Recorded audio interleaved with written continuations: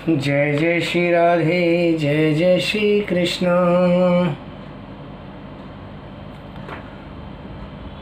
मित्रों, मैं महेश पाठक श्री धाम वृंदावन से आपका स्वागत करता हूं। हमारा चैनल ज्योतिष सेवा वृंदावन आपकी सेवा में ज्योतिष की नई जानकारी लेकर आपके सामने प्रस्तुत करता रहता है।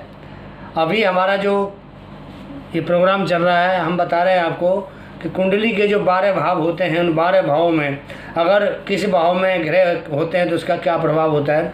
पिछले हमने वीडियो में आपको बताया था कि लगन भाव में अगर सूर्य, चंद्र, मंगल, बुध, गुरु, शुक्र, शनि, राहु, केतु ये ग्रह होते हैं तो इसका क्या प्रभाव होता है।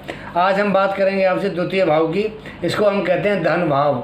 अगर धन भाव के अंदर सूर्य, चंद्र, मंगल, बुध, गुरु, शुक्र, शनि, राहु, केतु होते हैं तो इसका क्या प्रभाव होता है। तो आज का जो हमारा भाव है धन भाव है। धन भाव से हम करेंगे विचार कि धन भाव में अगर सूर्य बैठा हो तो क्या प्रभाव करेगा। धन भाव में अगर सूर्य बैठा हो तो क्या प्रभाव करेगा, आपको हम बताते हैं अभी।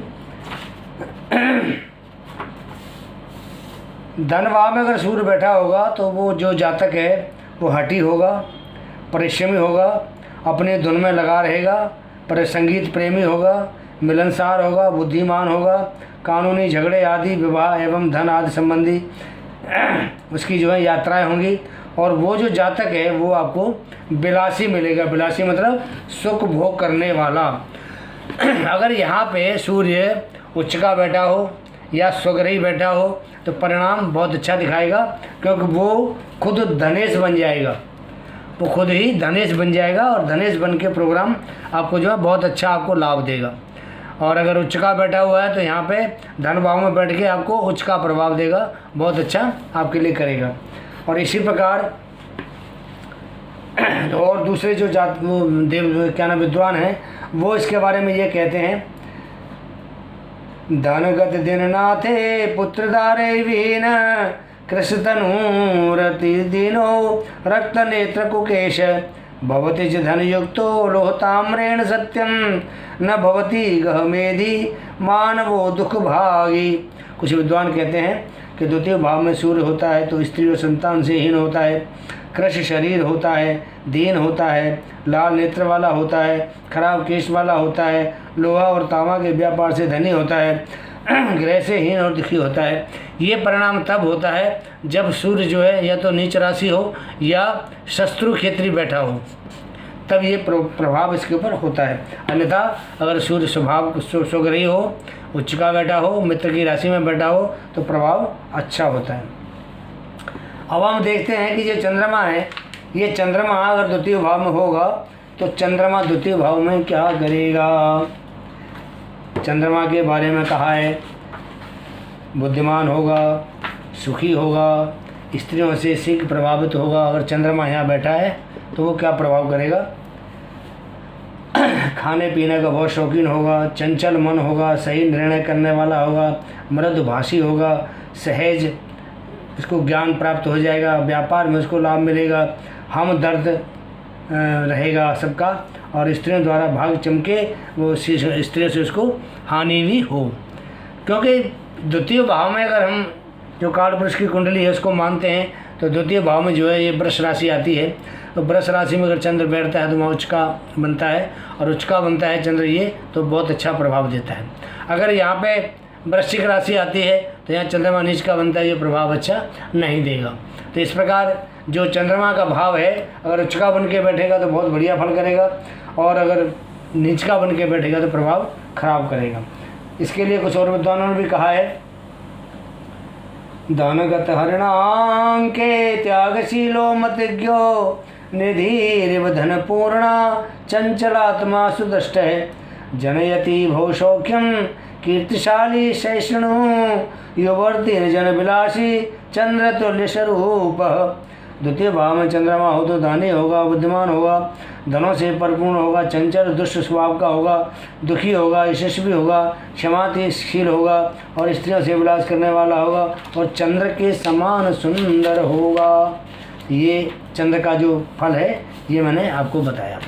अगर हमारे मंगल देवता हैं, इसका सूर्य का आपको हमने परिचय दे दिया, चंद्रमा का परिचय दे दिया, अब परिचय देते हैं मंगल देवता का। अगर मंगल देव द्वितीय भाव में होते हैं तो वो क्या फल करेंगे। धनकृत पृथ्वी जे धातुवादी प्रवासी ऋण धन कृत चित्तौ ध्रुत कर्ता सहिष्णु कृषि करण समर्थौ विक्रमे लग्न चित्त कृषतनु सुख भागी मानवे सर्वदेव। द्वितीय भाव में मंगल हो तो धातुवादी, विदेश में रहने वाला, ऋण करने में प्रवृत्त, जुआरी, क्षमाशील, खेती करने में पारंगत, पराक्रमी, कृशदेह और सुखी होता है। कुछ दूसरे विद्वान इसके बारे में और भी कुछ कहते हैं।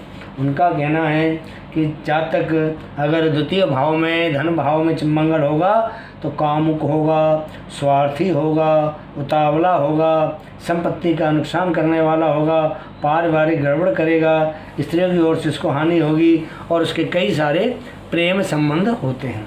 मैं आपको एक चीज़ बताना चाहता हूँ, मंगल अगर स्वग्रही और उच्च का बैठा हो तो बहुत बढ़िया परिणाम करता है, अगर नीच का बैठा हो तो इसमें बहुत दिक्कत करता है कि द्वितीय भाव मंगल के लिए ठीक नहीं है। बात करते हैं तृतीय भाव की, कि तृतीय भाव में अगर सूर्य हो तो क्या करेगा। सॉरी, द्वितीय भाव में मंगल हो गया, मंगल के बाद बुध होगा तो क्या करेगा। मैं माफ़ी चाहता हूँ। अब मैं बात करता हूँ बुध देवता की। अगर बुध देवता द्वितीय भाव में तो क्या करेंगे। विद्वान होगा, उच्च पद को प्राप्त करेगा, अधिकारी होगा, दिखावा पसंद करता है, खान पान एवं औरतों का रसिया होगा, लीडर होगा, अंगूठा ज़्यादा चलाएगा, हठी होगा, मित्र बहुत होंगे और ज़्यादातर क्रियाशील होता है। अब कुछ विद्वान इसके बारे में कहते हैं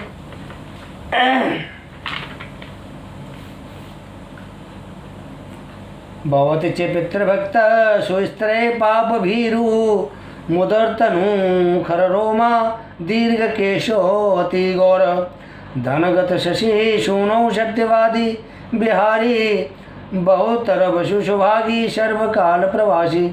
द्वितीय भाव में बुध होता है तो पिता का भक्त होता है, स्थिर होता है, पाप से डरने वाला होता है, अति गौरवर्ण होता है, सत्यवादी होता है, बिहार प्रिय होता है, अतसुखी और परदेशवासी होता है। बुध का द्वितीय भाव में ये परिणाम होता है।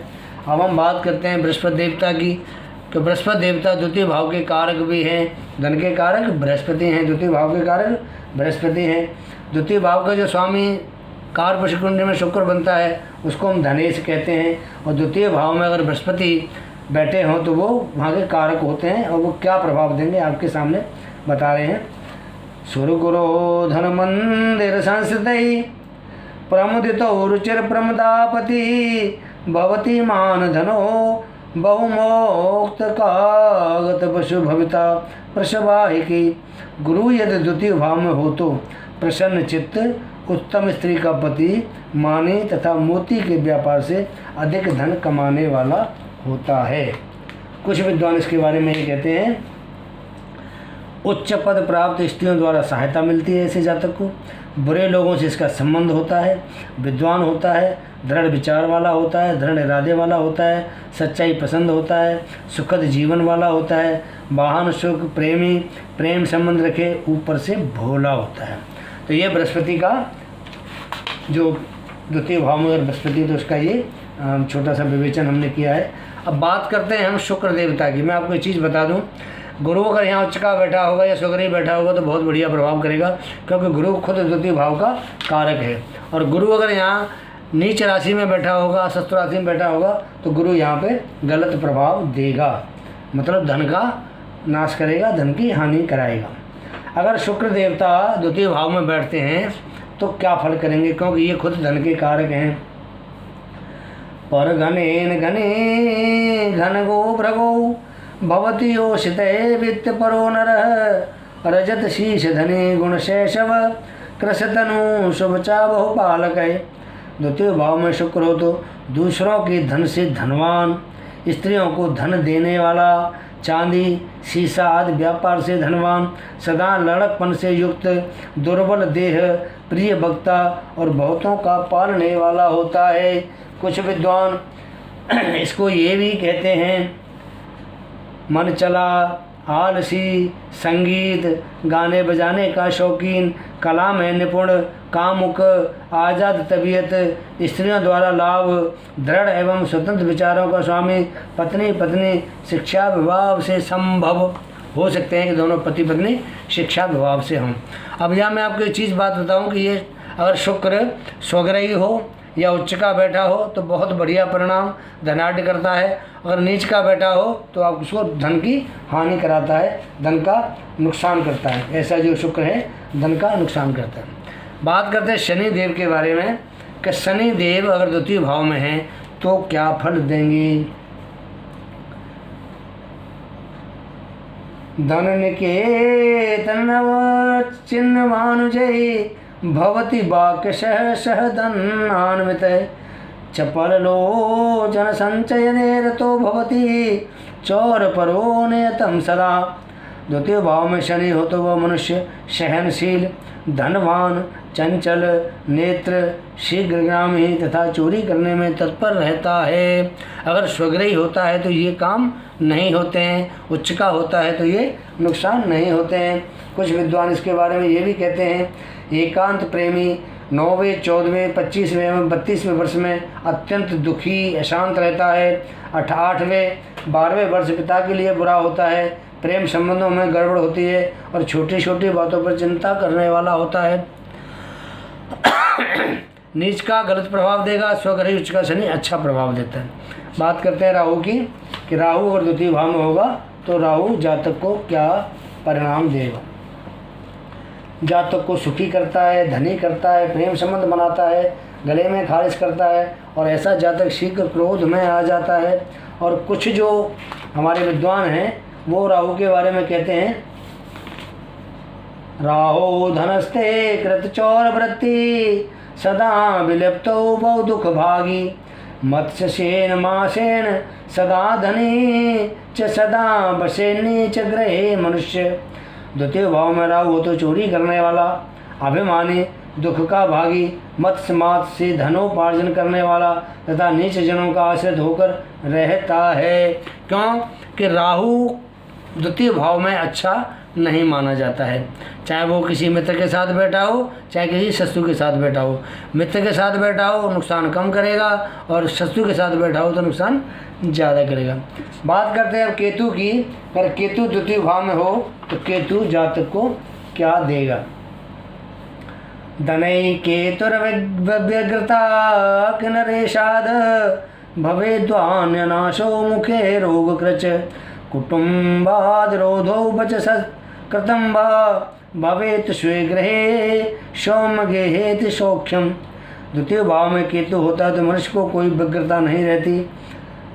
अविचारी राजा द्वारा धन का नाश होता है, मुख से रोग होता है, कुटुंब से विरोध होता है। यदि केतु अपने ग्रह में हो तो वचन से सत्कार पाने वाला, शुभ ग्रह की राशि में हो तो अत्यंत सुखी होता है। कुछ विद्वान इसके बारे में ये भी कहते हैं, अयोग्य स्त्रियों से संबंध, कामुक होता है, शक्तिहीन होता है, आलसी होता है, मुंह पर गाल पर तिल होता है। इस प्रकार अगर केतु या राहु ये दोनों द्वितीय भाव में होते हैं, धन भाव में होते हैं, ये बढ़िया प्रभाव यहाँ नहीं करते हैं। यहाँ दोनों का प्रभाव बढ़िया नहीं होता है। यहाँ सिर्फ प्रभाव बढ़िया होता है चंद्र का, गुरु का, शुक्र का और बुध का। ये चार ग्रह जो शुभ ग्रह हैं ये द्वितीय भाव में बहुत बढ़िया प्रभाव दिखाते हैं। और जो बाकी ग्रह हैं, मंगल है, शनि है, राहु और केतु, इनका प्रभाव बहुत बढ़िया नहीं होता। सूर्य का प्रभाव भी बढ़िया नहीं होता है। मित्रों, हमारा ये वीडियो आपको कैसा लगा इसके बारे में आप अपनी राय हमें अवश्य दें। मैं महेश पाठक श्रीधाम वृंदावन से हमारे इस वीडियो को आप लाइक करें और हमारे चैनल को आप सब्सक्राइब करें। इसके साथ ही जय जय श्री राधे, जय जय श्री कृष्ण।